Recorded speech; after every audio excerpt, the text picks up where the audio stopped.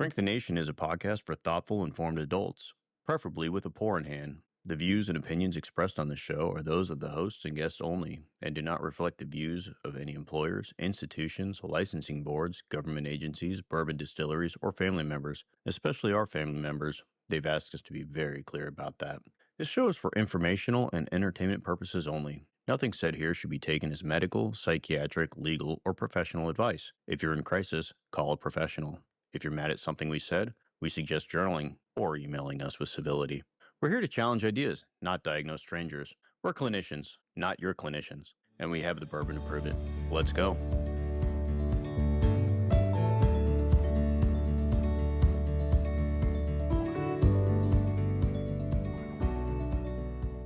All right. Welcome back to Shrink the Nation. Today, America's giving us a psychological buffet. We are arguing over chain of command semantics to avoid admitting what a second strike actually was. The Department of Transportation is trying to legislate pajamas like they're a gateway drug. And AI is now fully capable of generating fake politicians, fake voices, and, according to new research, fake conversations that can change your vote. If this country had a therapist, they'd be charging danger pay. Let's pour a drink.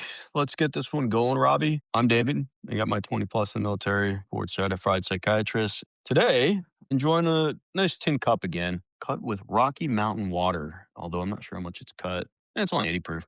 Going down pretty smoothly. Personally, I think that's the sweet spot. Beyond that, there's a few that get like the one I'm doing this evening can get a little higher than that. But for a sipping bourbon, it's good. Well, I'm sipping, I'm enjoying. So, Yeah. Hey, it's Rob, 25 or 26 years in psychiatry, 30 years in the military. I want to highlight and stomp the fact that I am not representing any branch of the military and or any governmental agency. I am purely a independent citizen and civilian in this role. way to cover your assets before we get It's started. in keeping with our first topic today is that I think we're all issued with a cover your ass memo now when you join the military, apparently. Or at least a non disclosure agreement. All right. So, our first four today, we're calling this moral displacement and the second strike. This coverage is coming from multiple outlets and been circulating pretty much the last few months. But in the aftermath of the confirmed second strike, national debate has zeroed in on procedural ambiguity. Who gave which order? Who interpreted what? And whether SecDef, JSOC, or Admiral Bradley technically crossed the line. The public conversation has become a maze of chain of command hair splitting. It's a striking example of moral displacement when a nation fixates on bureaucratic fog to avoid staring directly at the horror.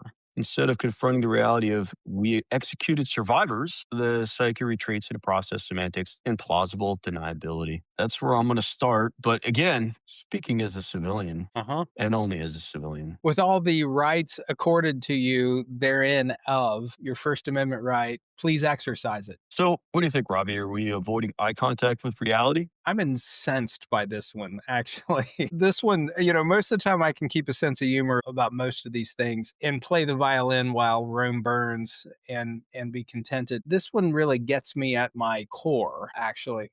And the funny thing is that, let's assume that I have spent quite a bit of time in the military, even though right now I'm speaking as a civilian that has full constitutional First Amendment rights. Just to be clear, just in case, every time one deploys, one has to go through a LOAC, Laws of Armed Conflict briefing. And ironically, one of the elements that they use, an example they use for when you render aid versus continue combat, and shipwrecked is actually one of them.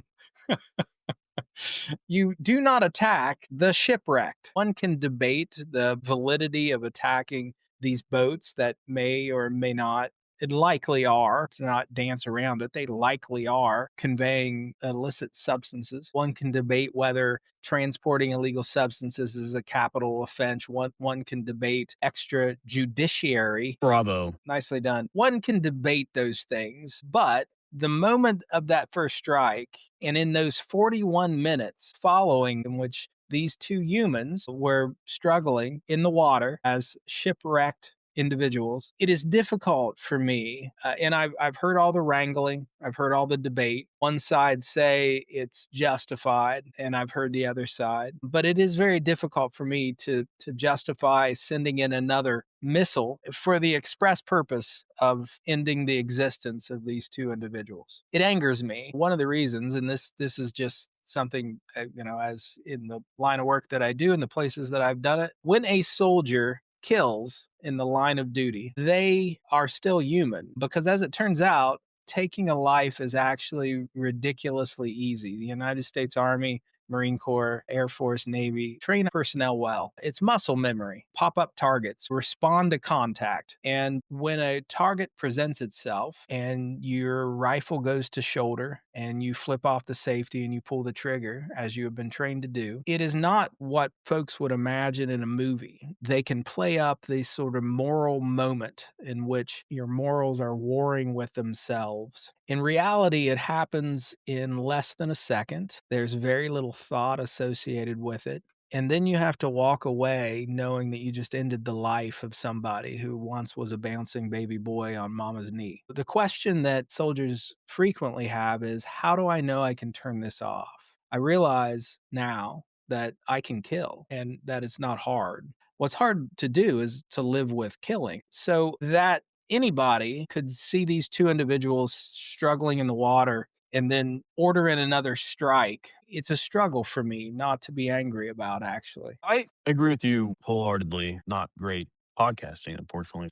The reason that I think having a discussion about this here in a place where we could talk about more of the psychology of this is that right now, in at least the last several days, the discussions about this have been about what was the order that was given, who gave the order, was that a justified order, what was the legality of that.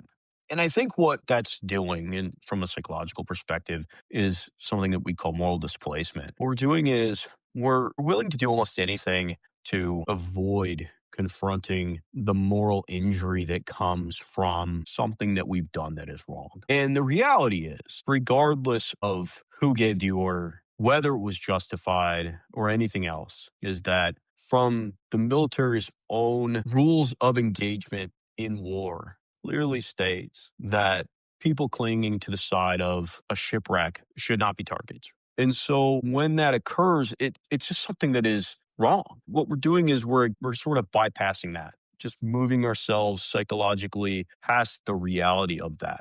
I always want to remind anybody that everybody is the protagonist of their own life. And when we're in a war situation, talking about the arming and use of force, taking a life, it is simple. It is easy. It is something that can be done in the pulling of a trigger. But you're not just ending some random NPC in a video game. This is a human who had lived 365 days, 24 hours a day for however many years of a life. And that's a big deal. That's not nothing. It is, and this is the least funny thing that I will ever say on this podcast. At least God, I hope so. But, part of me is incensed having served in war zones, served with real legit heroes. As it turns out, the act of putting on a uniform in and of itself, going to basic training, does not make you a hero, even though for various reasons it's portrayed that way. It doesn't. But what it does do is put you in a position to be one. It gives you the opportunity to be one. And many, many moons ago, I treated a young man who was a member of a hunter killer team. So during the phase in Iraq, when we had fully transitioned over to COIN operations, COIN stands for counterinsurgency. And we were trying to be much more surgical with our approach. We developed these hunter killer teams that would go out, and it was a spotter and a sniper. They'd go out and they'd set up in certain zones that had a high probability to draw individuals who were planting IEDs. So that's what they were out there to do. They were to identify folks who were installing IEDs along certain routes, and they were taking them out. They would go out on 72-hour missions, roughly, and they would just sit and they would wait. And then certainly if someone came along that was engaged in planting an IED, they would take them out. And this young kid, maybe 24 years old, at least when I knew him. So from now until forever, he's 24, even though now he's probably 40, 5 or whatever. Met him at a dining facility, DFAC. He looked pretty rough, and I encouraged him to come on over and see me. And he had 37 kills. He was at the point where he described it. He said, as he was looking through his scope on these individuals, that he got to the point where he would envision them as being infants, and he would envision them as being toddlers, and he would envision them with a ball. They were all men. He got to the point where he could not pull a trigger, and it rendered him mission incapable. And he took quite a lot of heat for that, but he had certainly done his job. Ultimately, the fact that he could maintain empathy, and that empathy grew actually over time. Initially it was a expert engaging in what they were trained to do. Anybody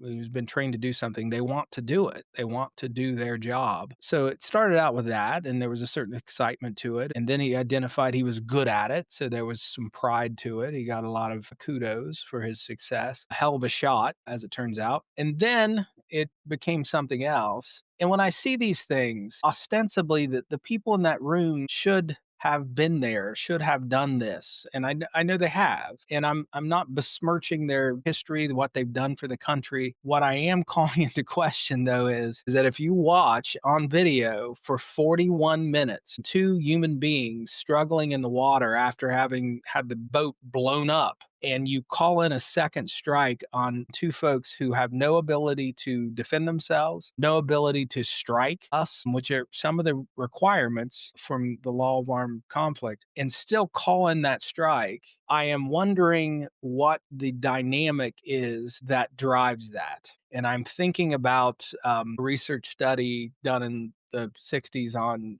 looking at, actually with Germans in mind. They were wondering how do normal people do evil things. Milgram. Are you familiar with that? Yeah, actually, I guess you were alluding to it, but this was exactly what I was thinking about as well. Yeah. Please regale our tens. I've said way too many words, and I'm feeling a little depressed right now. Maybe a touch of PTSD of my own right. So I might have to crawl into a hole here for a moment and gather myself. Please. So the Milgram experiments, it was conducted at Yale, I believe, 1960s, but it was the shock experiment is what Yes. we're referring to. And so it was testing obedience to authority where the participants were instructed to administer increasingly severe electrical shocks to another person who was actually an actor as they answered questions incorrectly. They couldn't see the person as far as I'm aware, but what they could do is they could hear them scream after administering the shocks. And what they were told was that each shock was like more and more intense after they answered questions incorrectly. And what they found was that people are more likely to commit these atrocities when orders are vague, but the violence was implied. The authority figure signaling the approval and then ambiguity filling in the rest. It wasn't that they were seeing it happen, it was just that they heard it. Now, was somebody actually getting shocked? No. But did they know that? No. They were kept shocking them because it was pleasing the person who was sitting there. Yep, keep going. And it would just Yeah. crank up the amount of electricity each time. And they were distressed. The folks that were pushing the button were very distressed. It wasn't that they were amoral. It wasn't that they were robots. They were distressed, but the authority frame placed it as harm is necessary. This is necessary. And I think one of the phrases that the authority figure had to say, just like there was like four things they could say, but the experiment must go on. And I see these videos on TV of this boat getting a second strike, and I think someone in that room went, the experiment must go on. Yeah. What it brings you to from our perspective is that, gosh, whoever gave an order is so irrelevant. Ambiguity of an order, it was filling in that gap of, well, this is what they want. Narco terrorists should die, should be killed, even to the point where we're ignoring our own rules of engagement to do it.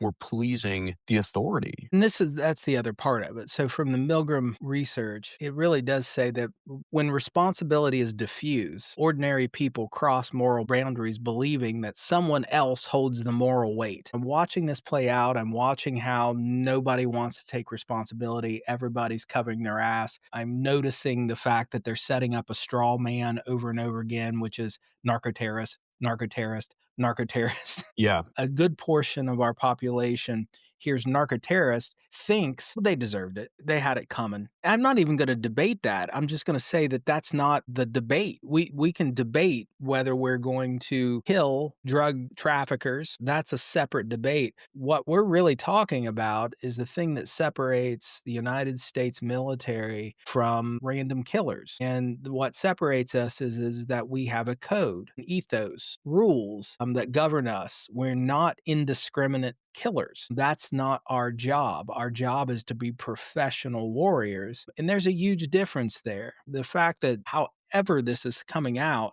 the commander's intent, and from whatever level, whether it's SecDef, SecWar down, or POTUS down, the intent somehow was ambiguous enough that it ended up, and this happens at lower levels, we call it a clusterfuck. Probably Foxtrot. Yeah, anytime you get a bunch of majors and lieutenant colonels together, that it's a clusterfuck. At the general level, they call it a star cluster.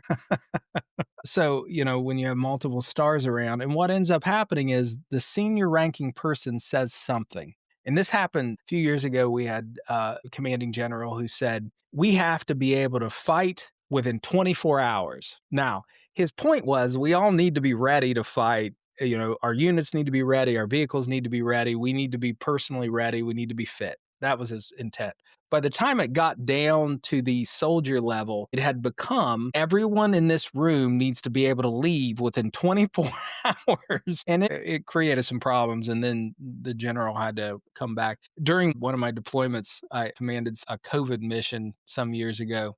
And that particular general came to visit. Amazing man. I mean, really high energy, smart, really engaged individual. And he was also fun to joke with. So I had a good time with him. But then I busted his balls a little bit about that. And he's like, yeah, that took a turn.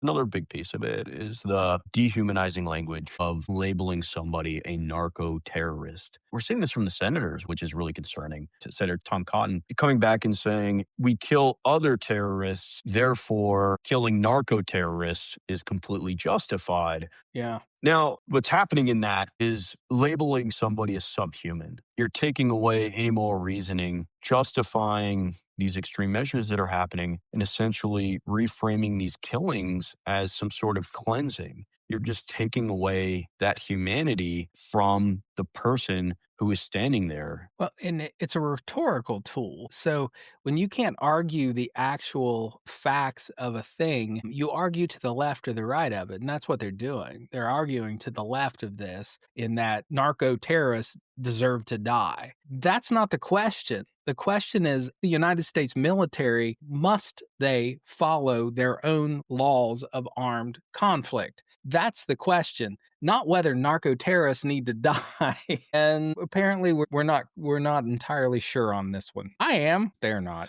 Really the red herring, I think it's twofold. One, just having an argument about the wrong thing completely, which is kind of what we started with, is why are we having a conversation about this process when the reality is we committed a war crime by our own definition, not anything else, but by the book written by the Pentagon of this is what you do not engage in during a war. And now we're talking about process. We're talking about policy. We're talking about labels. Now, the other aspect of that, which I find utterly fascinating and a common thread, is that we start to get into the semantics of these topics. In doing so, we sort of bypass the typical checks and balances that we do in our own brains with earlier facts in the case. Right now, we're arguing about the potential for a war crime, and we've completely leaped over whether we were justified in the first strike, right? Like we've completely ignored the legality, the justification, whether we should even be in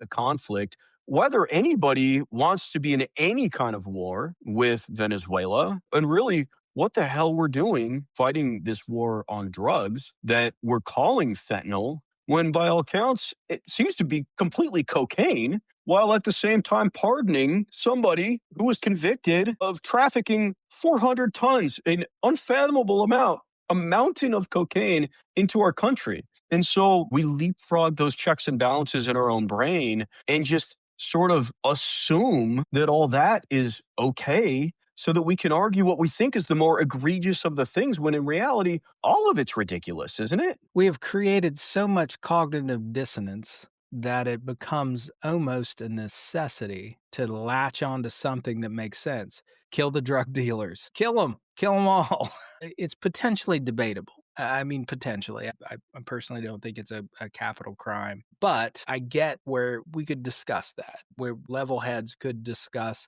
whether this is a capital crime and we could put it in the context of drug overdoses and all that. But you're absolutely right. What kills people is fentanyl. Fentanyl comes from China. China, it's routed mostly directly, either shipped to the United States via FedEx and UPS, oddly enough, but that's the reality of it, or it's coming through Mexico. Cocaine is not causing drug overdoses, folks. It can cause lots of medical problems, no doubt, but it is not killing people in mass numbers. So making the argument we are executing murderers doesn't really fit. But again, I could accept a debate on that. What I cannot accept is the United States military engaged in a fundamental police action. But this is what I'm getting at, though, Robbie, is not so much even debate on the topic, right?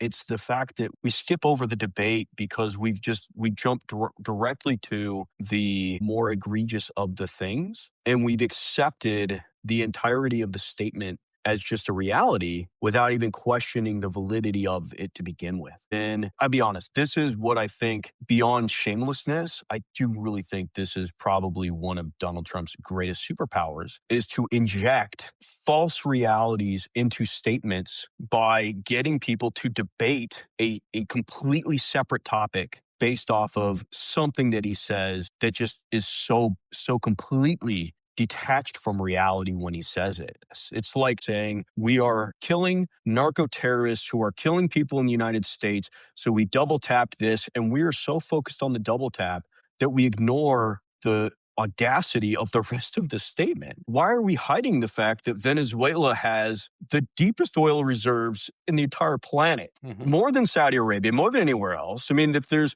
any reason to be engaged in Venezuela, it's oil. So to blow up 20 boats in the Caribbean, nowhere near the United States, does nothing but enrich the bottom line of anybody. The laws of economics would say reduce the supply, increase the demand, jack up the prices. All we're doing is making cocaine more expensive in the United States. This is not stopping cocaine. This is doing nothing. This is a ridiculous war. But we're fighting about two people who we clearly knew were not a threat because they were not trafficking fentanyl, which is the thing we're claiming. It's ridiculous. It's crazy. Hey, to our tens of listeners, you're not crazy. This is nuts. It's distressing.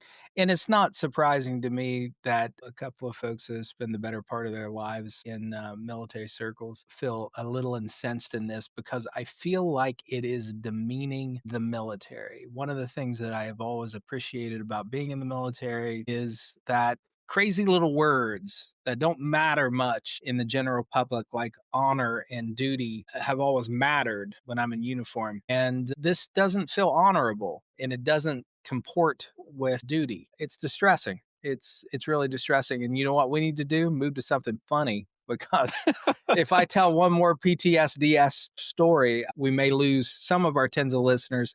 We'll be down to fives of listeners, and that would suck. Well, let's close this one out. We'll move on. I have this strange feeling, Robbie, that this is not the end of this, unfortunately. No, no, no. No, not at all. And I have to admit, I have gotten a weird joy out of watching the cover your ass approach and how the statements even that people are making make me smile because it's clearly this statement which they're trying to appear one way, but what they're saying is it was really someone else's decision. And, Harry S. Truman needs to come back and remind everybody that the buck stops somewhere. This would be the equivalent of me blaming one of my lieutenants for something that happened in the brigade. Anyway, let's do Yeah. something funny. Yeah. Okay. So for our second pour, now, before we get fully into it, into this Department of Transportation pajama crisis, I do want to acknowledge that Rob has been warning America about pajama wearing for years, and this is basically his Vietnam. So It is. It really is. be prepared. Yeah. You guys are going to approach this like it's funny. I'm approaching it like Well, hell yeah. This is way too long in coming. The DOT pajama uprising and the transportation competence crisis. So, the Department of Transportation, via spokesperson Sean Duffy of the Real World Boston, in a special road rules challenge of some sort, recently advised Americans to dress with respect at airports, singling out pajamas and slippers as unacceptable. Sounds like somebody I know. Bed to airport outfits being what he said. Almost instantly, travelers responded with malicious compliance. Flannel pants, robes, bunny slippers, and full hashtag pajama resistance across social media.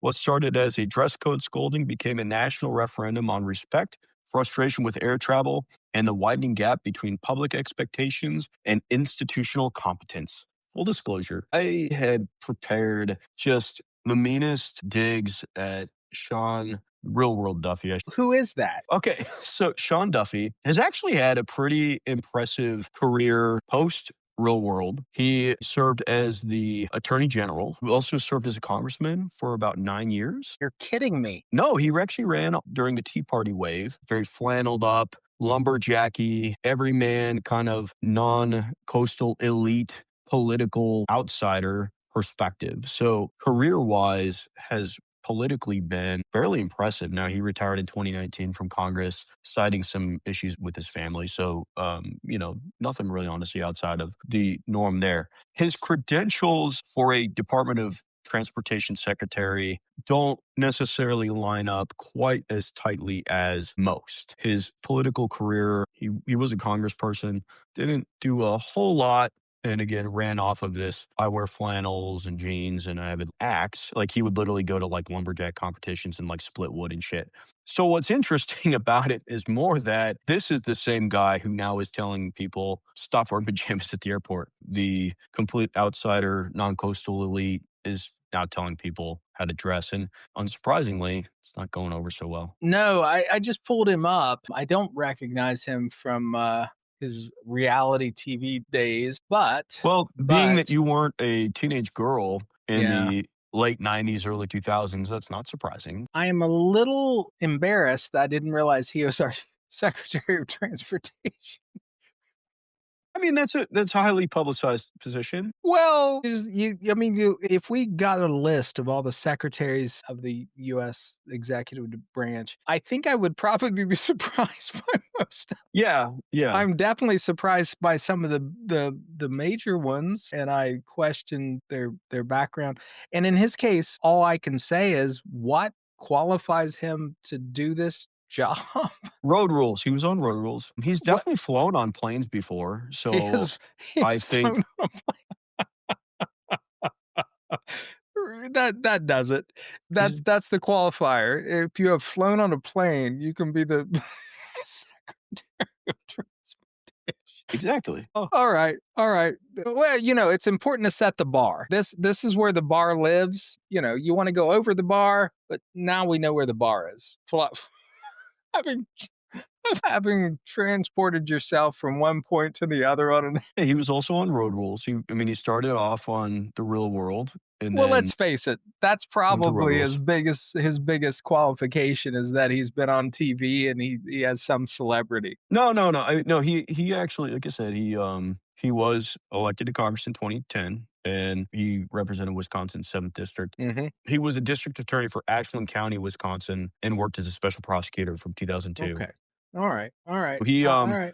he actually he leveraged a lot of that like everyman image into his political career, which is why this is so interesting to then stand before everyone in a expensive suit and say, "Stop dressing so slovenly at the airport, you mooks." We need to go back to the 1950s. It should be suits and dresses. That's what it should be. Here's the reality: is that I'm 100% for him. I completely concur. Rob too has been on a plane. Yeah, I've been on a plane, and if I never see another person wearing freaking pajamas and slippers on a public space, it might be too soon. I'm all over the place politically, folks. On this one, I am falling firmly in the MAGA party. Well, congratulations, Rob. You're now the moral backbone of federal transportation policy. I'm with him. I'd say maybe you're the next Secretary of the Department of Transportation. I'd say go for it. I You've think flown so. on planes, right?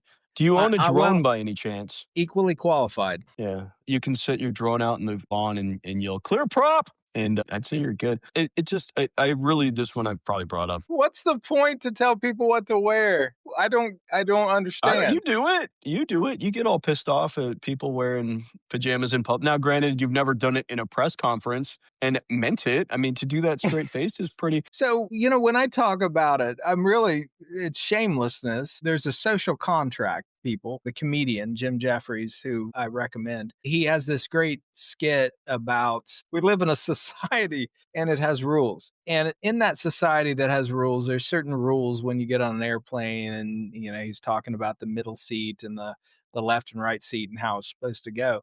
And it's funny because anyone's ridden on a plane. Sorry, my Appalachia sometimes gets in the way. Ridden on a plane has had these thoughts, and yeah, it is annoying to me when somebody takes their shoes off or somebody is dressed as if they're going to bed so they can get on a plane and fly for 2 hours. That does frustrate me, probably more than it should. I mean, it shows my age. It makes me a grouchy old man. I don't know. Who cares if people want to be But comfortable on a what plane? prompted this? It was something to do with the Thanksgiving travel. I'm not sure why. I don't know why you would say that in a press conference. I'm not sure why that would be any of his damn business. I don't know why it's any of your damn business. If, like, the truth is, flying on a plane, it's not the 1950s. It's not luxurious. Airlines are making airline seats smaller. Some of them are making them not lean back. They're trying to cram as many people on as possible. It's a Greyhound in the sky. It's not a comfortable place to be. It's somehow miserably cold and hot at the same time. It's like flying around in a fucking microwave. It's not necessarily a pleasant experience. So I can totally see why somebody who has literally nothing to do afterwards would be glad to wear pajamas. Now, I've been stuck in enough airports for hours and hours and hours, even for days, that, yeah, be comfortable. You might as well be, because it's not going to be a comfortable ride. If you're wearing your best bib and tucker on a plane, it's just going to smell like swamp ass anyway, as you're sitting in somebody else's crumbs from the last flight. You might as well put on some pajamas, be comfortable, and get to your next location as you sit and wait and hear whatever story they have for you why you can't board the plane. My most recent one was that, well, this plane was coming in internationally, so they had to do extra checks. Oh, you didn't fucking know that when you booked this fucking flight? I didn't plan for this to be the plane. You did. And somehow you decided that this plane could be turned over in 12 seconds. When in reality, no, it couldn't. And so, of course, our flight was super delayed and 27 people on it missed their next flight. And this is reminding me a brief story to our tens of listeners because I like to tell them. So I have very recently taken a very long trans-Pacific flight. And I was automatically seated at a certain spot, and I was given the option of paying personally out of my pocket to upgrade that spot. And I had certain limited options. And I chose this option that looked perfect. There was like an empty area in front of me that it was like, oh, this is going to be great. Leg room, this is worth it. So I paid the, I don't know, $150, whatever it was. And as it turns out, on a long flight like that, people who are stuck sitting look for an open area to do stretches. And I had these elderly individuals doing freaking Tai Chi right in front of me, doing full on bendovers right in my face. And it was uncomfortable. And the best part of this actually was that also this had a drop down seat for the flight attendant. And we were getting ready to land after a very long flight. And the lady who was sitting across the aisle from me as we were landing bolted to the bathroom as we're landing. And the flight attendant starts to freak out. Like, you can't do this. She goes to the restroom to vomit, the lady that bolted. As she's vomiting, we all hear her vomiting, and the flight attendant starts to vomit into a bag. And this is 3 feet in front of me as I'm watching all this going on. And as she starts to vomit, the lady to my right starts to vomit. And I remembered that scene from Stand By Me with the blueberries where everybody vomits. Money well spent, Rob. I didn't vomit, but I definitely did not upgrade my seat, kept flying on the long flight back. Did not. The only thing I want to add, this is a public service announcement, is for those of you deplaning, can we all just agree ready to get off the goddamn plane. If you were standing and you have your bag, just walk off the plane. If you are Go. not standing and you don't have your bag and there are people behind you who have their bag and are ready to go, let them go. I promise you. 3 seconds, there will be a lull. Grab your bag, get off. But holding up 200 people to get off the plane because you decided not to get up to get your bag until there was nobody in front of you, well, that makes me want to stab you in the face. Anyway. I'm with you. I'm with you on that one.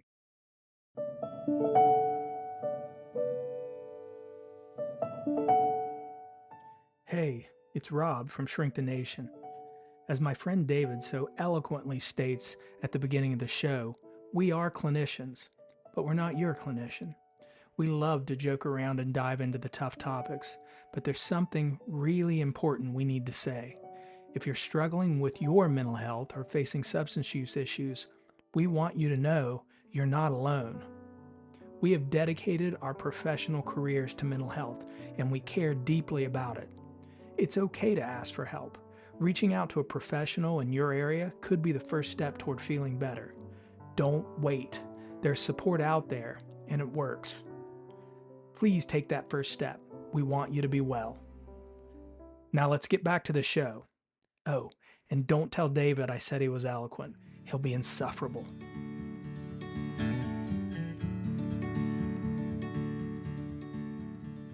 All right. So last topic, third pour. We've covered moral fiber. Let's end with the thing that's going to break our brains in 2026. AI disinformation and chatbot engineered conviction. Election officials warn that deepfakes, synthetic political voices, fake robocalls, and AI generated hoaxes are exploding heading into 2026. And the Cornell Gizmodo study shows chatbots can shift political opinions by about 10 percentage points, even persuading voters who actively disliked the candidate. So, yay, good deal. Chatbots are now convincing people to switch their votes. I've said it before. I'm going to say it again. Everyone needs to get off social media immediately. It's the only way to maintain your sanity and maintain your ability to think independently. Just get off of it. Just delete your Facebook, delete your TikTok, delete your Instagram. Just get off of it. It's going to kill all of us. It is going to ruin civilization as we know it. Now, everyone will now ignore me. And probably as I'm talking, someone's listening to this as they scroll TikTok or Instagram or whatever. This does not necessarily surprise me. That 10% felt like a gut punch, actually, but it doesn't surprise me, and it does highlight something. That we're at a point. And again, I've said this in the past. I will say it again right here, right now, to our tens of listeners, our adoring fans that in my mind, 50 years from now, people are not going to look back and be that very interested in the politics of right now. It will be a footnote. They'll talk about it and we'll move forward because that's how history works. What I think will be interesting to most people is that this is the moment in time in which the information and the technology that we're interacting with far exceeds our psychological ability to manage it. And I think that's the key to this moment, that right now, the tools that have been developed, the things that we have become addicted to, and the AI ability to engage with us, to give us what we want or give us this mass production. I'll use my son for an example. So he came to me the other day and he said, have you heard about, and I am in no way endorsing the death of Charlie Kirk, just getting that out there right up front, not saying it was a good thing. It was a terrible thing. Nobody should die for speaking in public. But he came to me and he said, have you heard that Charlie Kirk's widow is pregnant? And I said, no, I have not heard that. And if it's true, that's tragic. That's really sad. And he's like, well, she's 8 weeks pregnant and he died 12 weeks ago. And I'm like, what do you mean? And he's like, and they think it's JD Vance's baby. And I'm like, you've been getting your news off of TikTok again, haven't you? And he said, yeah, but I heard it like 30 times today. And I'm like, yeah, so if you say something 30 times, it makes it more true than the first time, right? And he's like, well, if 30 different people say it, it must be true. And I'm like, 30 lies told 30 times by 30 different people are still a lie, aren't they? And, I closed it with, hey, stop getting your news off TikTok. And he said, hey, I can't help it. So that's where we stand right now. That's the world. No, and it is absolutely true that not Charlie Kirk's the wife is news. pregnant. No, that when people keep hearing the same thing over and over and over again, they will believe it. It becomes more real Absolutely. to them. The scary thing And we've here, talked about that. we absolutely have. Go back to the episode we talked about it. The scary thing here is that it seems as though chatbots have a level of believability and authority that rises even higher than, I don't know why I wouldn't, but it's rising higher than the dipshit on TikTok who is making up some crazy ass story that is then being repeated 30 times. The problem with that is that where does AI get its information but from this ridiculous written record that is no more real? And what they found was that in this study was that people were more likely to change their vote for somebody when the chatbot was giving more of a fact-based approach. But, and this is the caveat, was that the facts that it was providing weren't necessarily accurate. It was hallucinating as it was providing the quote unquote facts. And so people are struggling to delineate the difference between what's real and fake, especially when it's given it to them by a chatbot. And they are then being persuaded by the chatbot to then change or to formulate their own opinions on who they should vote for. It's a big hairy deal.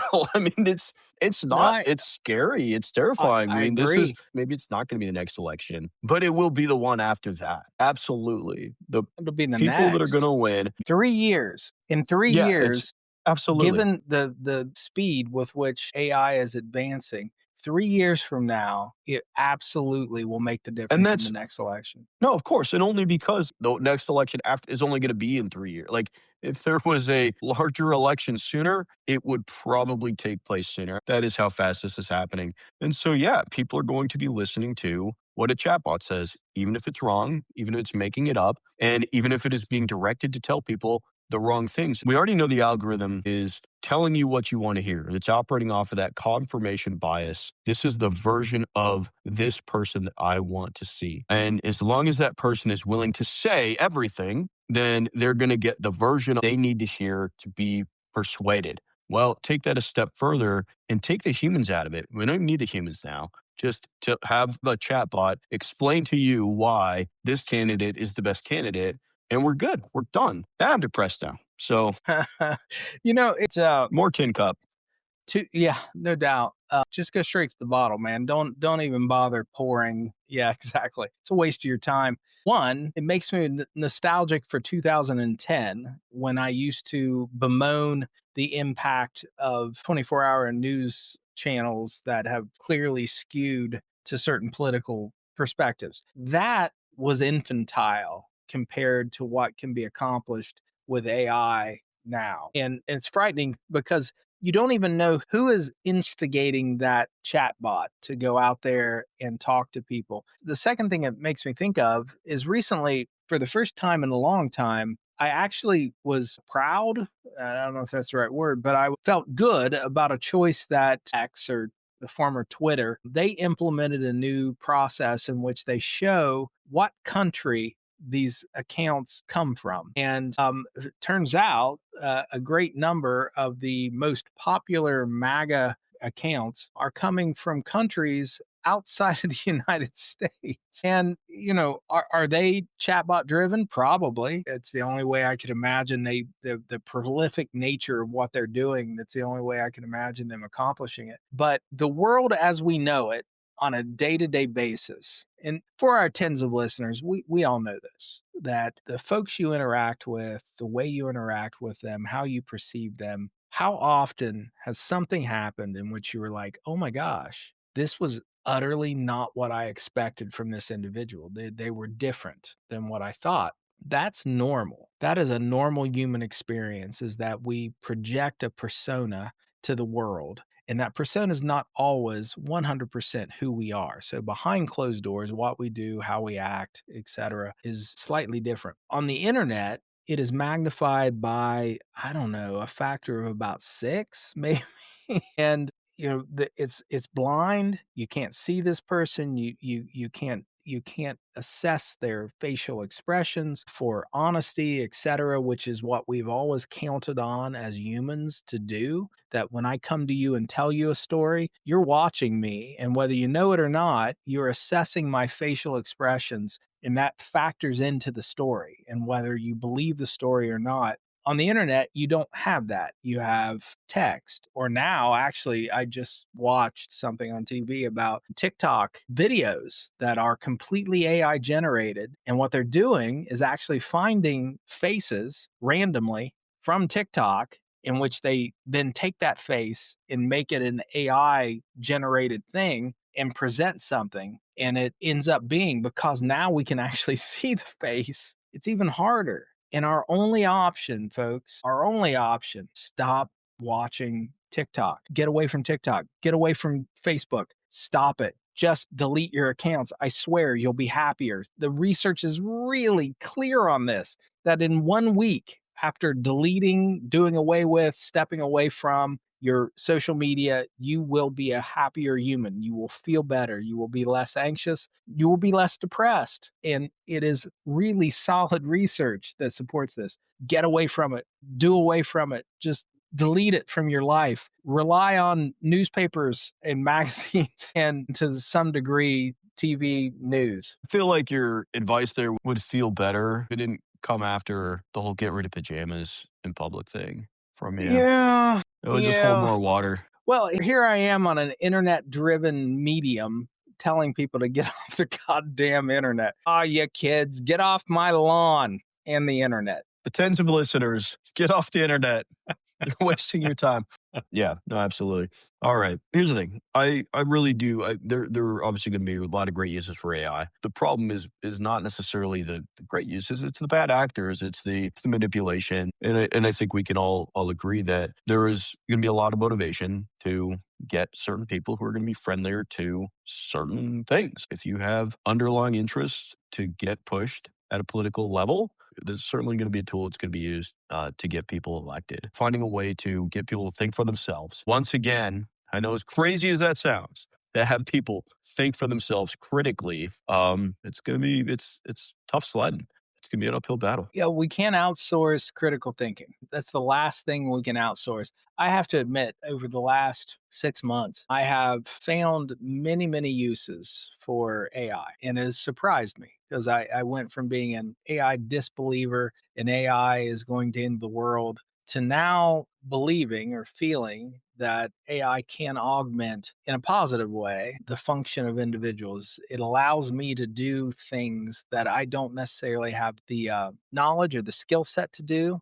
But I have to drive the ideas, I have to drive the outcome. And this allows folks who are smart enough to come up with the ideas, because fundamentally AI still is not coming up with your ideas, is following up on your ideas and is putting flesh to your ideas. But what scares me is that something like this, you take a bad actor who's smart enough to pose the question to an AI. The AI is going to then take it from there, and it's going to be successful. So it allows those of us do not have the technical knowledge to accomplish things that otherwise we wouldn't be able to accomplish. So we're going to have a lot more bad actors. It's going to be used for great purpose. I have no doubt that good things will come from it when smart people with good intentions utilize it. But it is also going to allow smart people with bad intentions to utilize it and be quite successful. This is a good example. So get off TikTok. If I accomplish nothing else in my life, if I can get one person to stop using TikTok, and probably more importantly to me, stop sending me fucking videos from TikTok that I have no ability to open up. How about that? Just stop it. Honestly, I think if somebody just watched one of your TikTok videos, they might stop using TikTok altogether. That might be all it takes. So I I don't think have any we're halfway. TikTok videos. We do. We have TikTok videos. They're Well, we're that's true. we're That's half the true. battle. Yeah. If they just watch just one of our videos, they might So they might give up. absolutely. That's all we're asking. Just watch one of our So shitty videos. all right, don't delete TikTok. Just delete everyone you're following except for us. There you go. That's really what I'm That sounds asking. righteous. All right. That was it. All right. Prescription time. You Oh, got anything? shoot. You go first. All right. So I'm going to say limit yourself to one political deepfake per day. That's all.